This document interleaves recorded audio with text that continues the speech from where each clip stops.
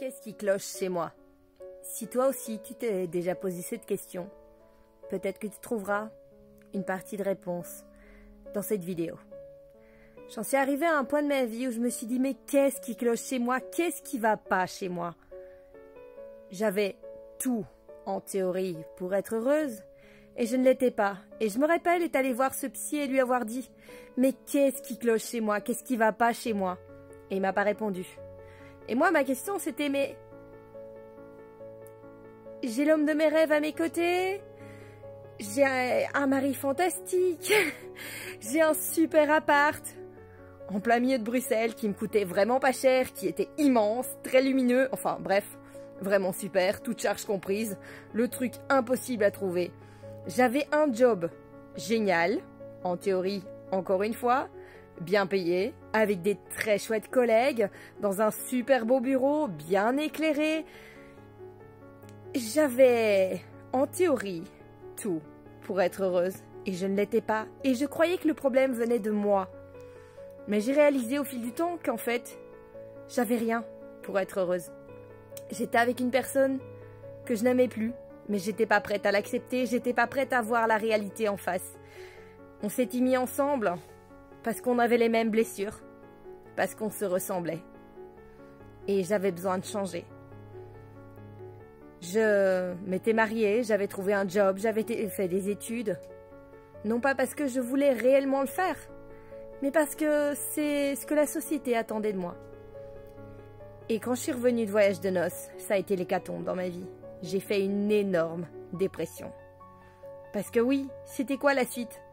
Fais des enfants, mets-toi une hypothèque sur le dos et achète la baraque. Et là, ça n'allait plus. Mais j'arrivais pas à réaliser ça. J'ai réalisé que quelque chose n'allait pas quand j'ai relu des textes que j'avais écrits à l'âge de 14 ans et que je me suis dit, on est presque 15 ans plus tard et je pourrais écrire mot pour mot la même chose. Là, il y a un truc qui va pas. Mais vraiment, qui va pas.